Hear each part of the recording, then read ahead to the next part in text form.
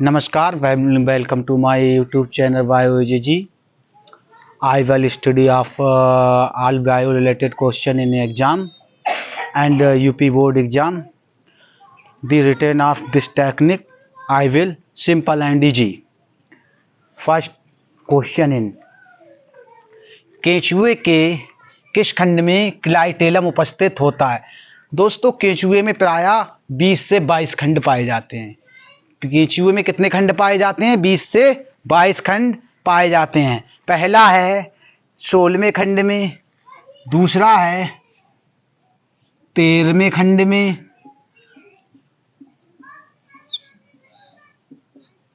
और सी है 14वें व 16वें खंड में।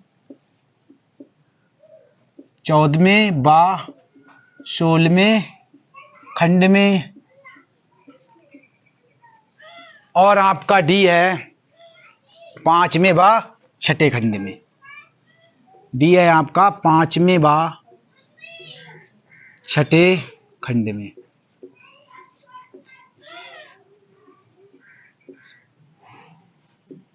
देखिए क्लाइटेलम केंचुए में पाया जाता है। जितने जंतु होते हैं खंडी भवन वाले उनमें क्लाइटेलम पाया जाता है।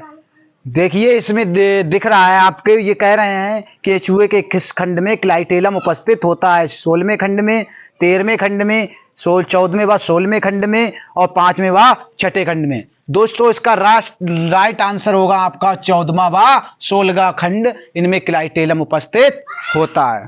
दूसरा क्वेश्चन है केंचुआ का रंग भूरा किसकी उपस्थिति के कारण होता है।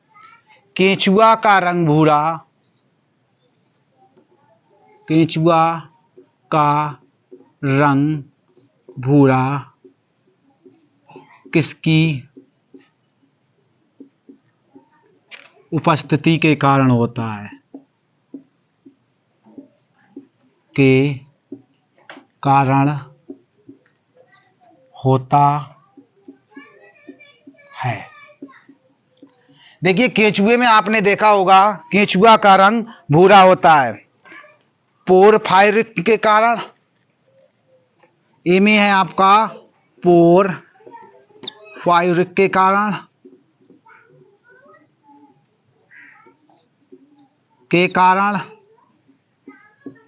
बी आपका है, बी है आपका हीमोग्लोबिन के कारण,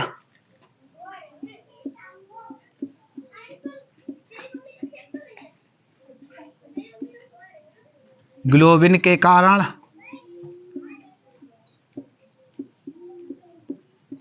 सी है आपका रक्त की उपस्थिति के कारण, रक्त की उपस्थिति के कारण,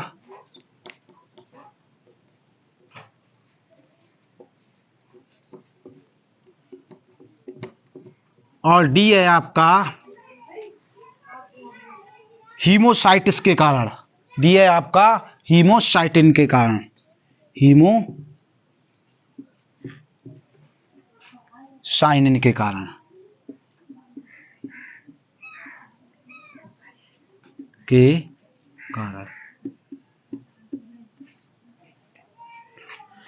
देखिए ये ऐसे जंतु होते हैं इनके में रक्त होता है वो लाल रंग का नहीं होता है, यानी कि हीमोग्लोबिन आर नॉट प्रेजेंट्स।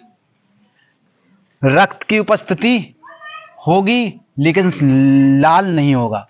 तो अपना राइट आंसर होगा होमोसाइटिन के कारण। ऐसे ही अगला क्वेश्चन है कॉकरोच के अंडे होते हैं, कॉकरोच के अंडे होते हैं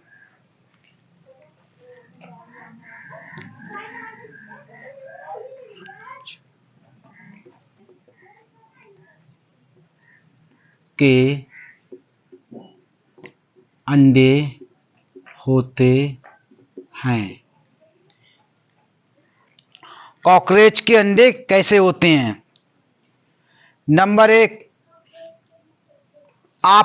आपीतकी, नंबर ए आपीतकी, बी केंद्रक पित्त की,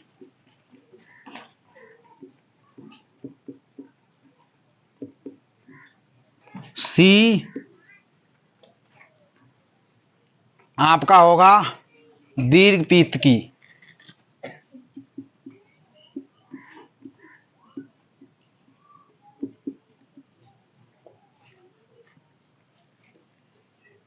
एंड डी होगा आपका लघु पित्त की। देखिए आप लोगों ने देखा होगा केंचुआ जो आर्थ्रोपोडा का जंतु होता है, इसके अंडे कैसे होते हैं। इसके अंडे बेटा आपित की, यानी कि इनके ऊपर कोई भी कवाड़ नहीं होता है। नेक्स्ट क्वेश्चन अब मैं आपको फिर से लिखाऊंगा। अगला क्वेश्चन देख लीजिएगा, चाहे तो स्क्रीनशॉट ले लीजिएगा। ये क्वेश्चन आपके बोर्ड परीक्षाओं में पूछे जाएंगे। नेक्स्ट क्वेश्चन को मैं अभी रिपीट कराता हूं और आगे क्वेश्चन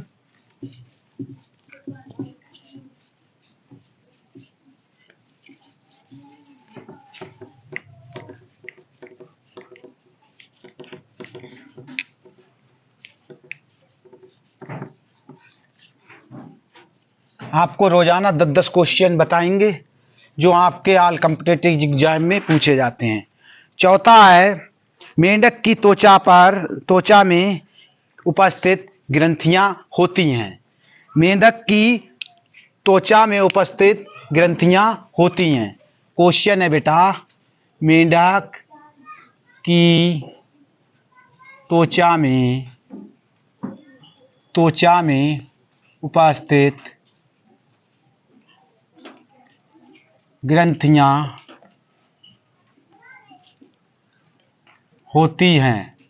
होती हैं।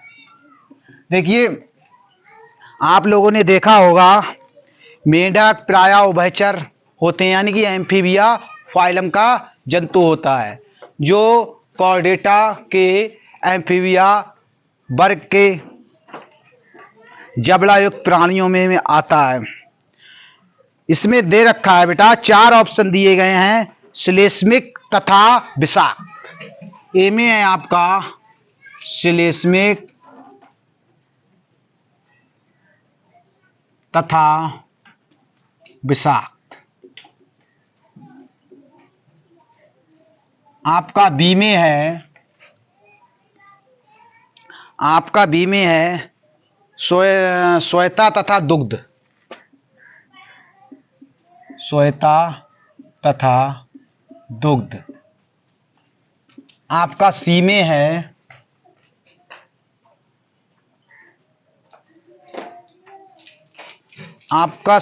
है स्वेद तथा तैलीय।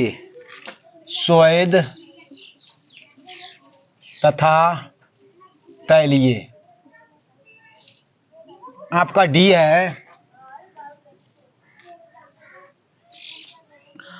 डी है श्लेष्मिक तथा स्वेद। श्लेष्मिक तथा स्वेद। देखिए श्वेता तथा दुग्ध ग्रंथियां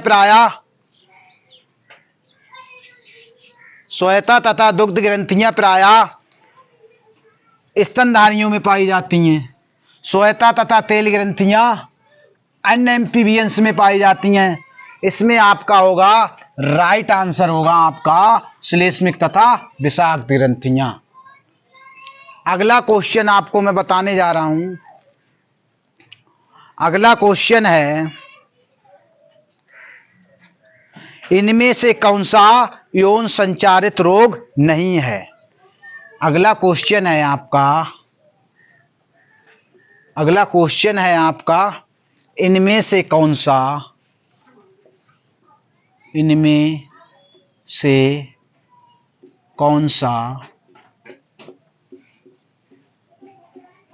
यौन संचारित रोग नहीं है।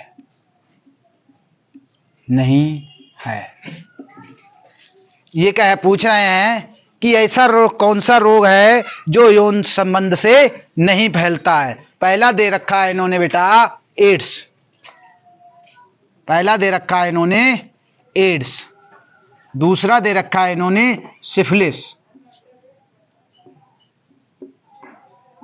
और तीसरा दे रखा है इन्होंने दे रखा है पायरिया, और चौथा दे रखा है सुजाक। देखिए एड्स यौन संचारित रोग होता है, यानी कि ये आंसर गलत है। सिफिलिस भी यौन संचारित रोग होता है और सुजाक भी यौन संचारित रोग होता है। पायरिया एक ऐसा रोग होता है जो एंट अमीबा जिंजेबेलिस के द्वारा फैलता है, यानी कि ये यौन संबंधित रोग नहीं है। The right answer of who is the right answer of pyorrhoea. And अगला क्वेश्चन है जनन प्रौद्योगिकी जो संतान प्राप्ति में सहायक है। जनन प्रौद्योगिकी जो संतान प्राप्ति में सहायक है। देखिए ये पूछ रहे हैं, इसमें पहला दे रखा है इन्होंने आईवीएफ,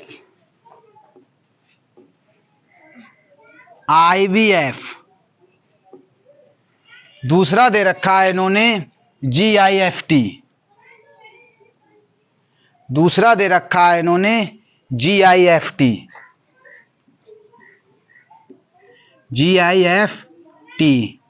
तीसरा दे रखा है इन्होंने जेडआईएफटी, और चौथा दे रखा है इन्होंने इनमें से सभी।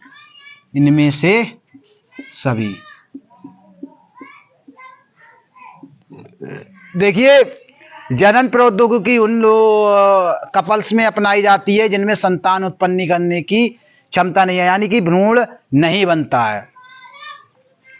इनके अंतर्गत इन्होंने दे रखा है जनन प्रौद्योगिकी जो संतान प्राप्ति में सहायक है, यानी कि संतान को प्राप्त करने में सहायक होती है। आईवीएफ भी होती है, जीआईएफटी भी होती है, जेडआईएफटी होती है। तो the correct answer of who is the correct answer of इनमें से सभी। अगला क्वेश्चन है पुरुषों की शुक्र वाहिनी को काटकर बांध देने की क्रिया क्या कहलाती है। पुरुषों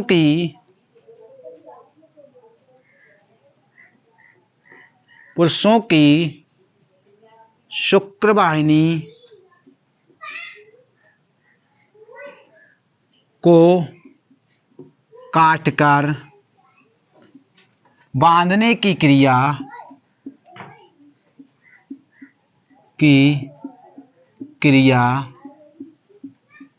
क्या कहलाती है, क्या कहलाती है। पहला दे रखा है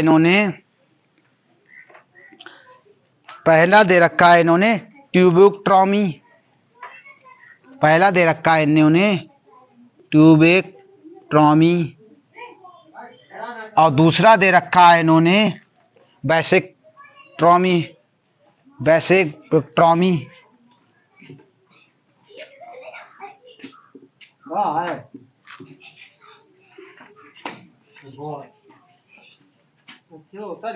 और तीसरा दे रखा है ये दोनों,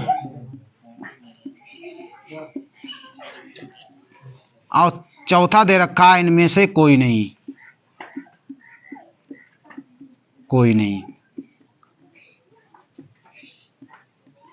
देखिए बेटा ट्यूबेक्टोमी जो होता है वो स्त्रियों की अंड वाहिनी को काटकर बांधने की क्रिया कहलाती है। रॉन्ग होगा आंसर ये। और वैसेक्टोमी ये होता है पुरुषों की शुक्रवाहिनी को काटकर बांधने की क्रिया कहलाती है। हुई is the correct answer of vasectomy. अगले मैं आपको और क्वेश्चन बताने जा रहा हूं।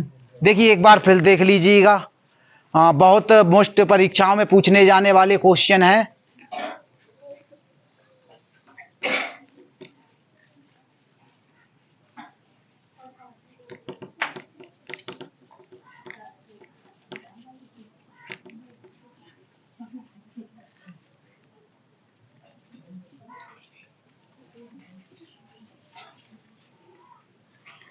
आठवां क्वेश्चन,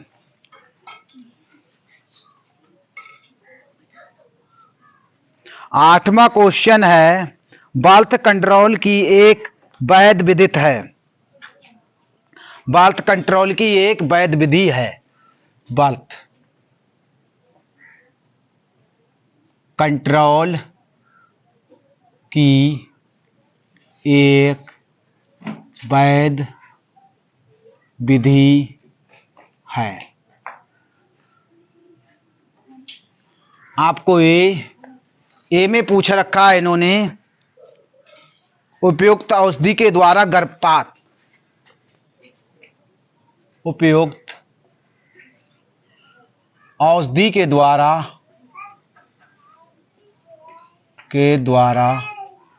गर्भपात। बी में दे रखा है इन्होंने, आतप चक्र के 10वें दिन से 17वें दिन मैथुन ना करना। आतप चक्र के 10वें दिन से 17वें दिन तक मैथुन ना करना।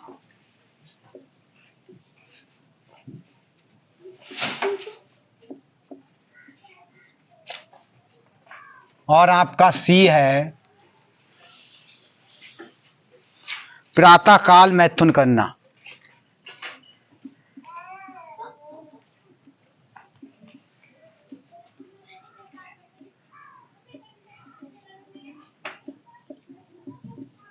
और आपका डी है,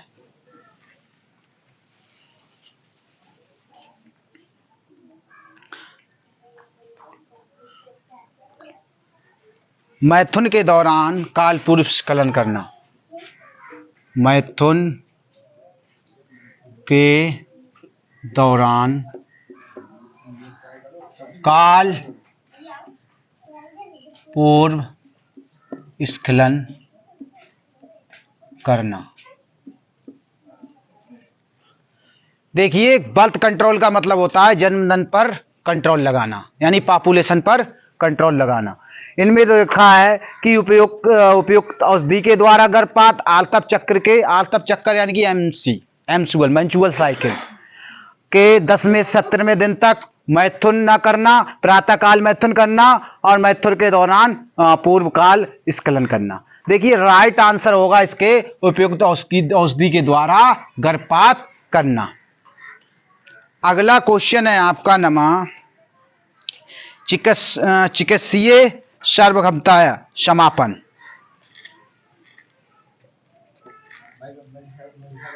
अगला क्वेश्चन है,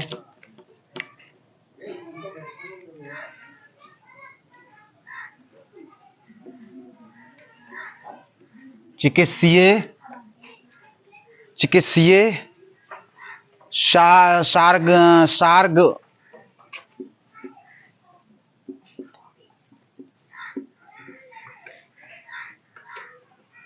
समापन को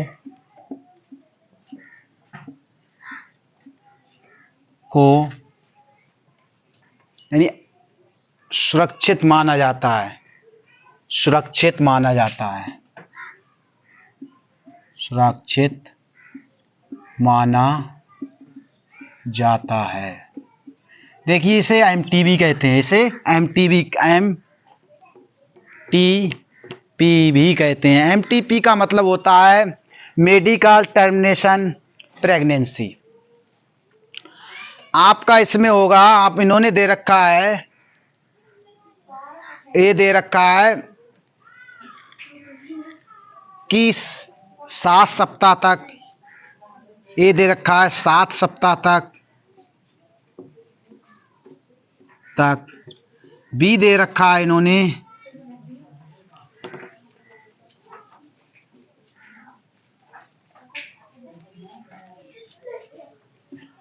8 सप्ताह तक,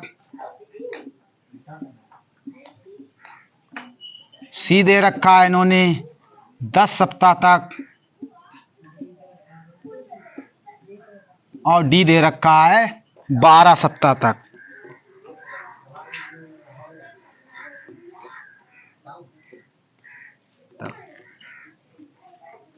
देखिए जो एमटीपी होता है मेडिकल टर्मिनेशन प्रेगनेंसी, इसका पूरा नाम होता है एमटीपी का मेडिकल टर्मिनेशन प्रेगनेंसी। ये एक ऐसी प्रक्रिया होती है जो प्रेगनेंसी को रोकने के लिए अपनाई जाती है। इसमें एक आपको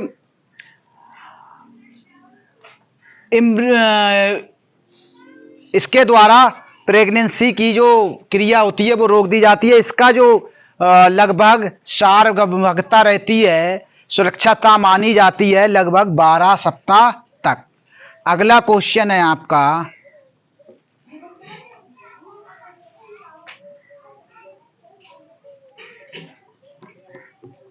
निम्न में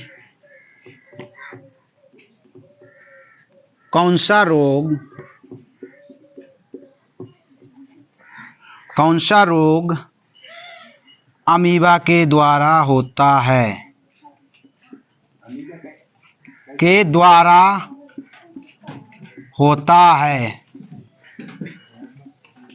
क्वेश्चन फिर सुन लीजिए। इन्होंने दे रखा है कि निम्न में कौन सा रोग अमीबा के द्वारा होता है। इन्होंने दे रखा है टीबी, बी में दे रखा है इन्होंने खूनी पेचिश,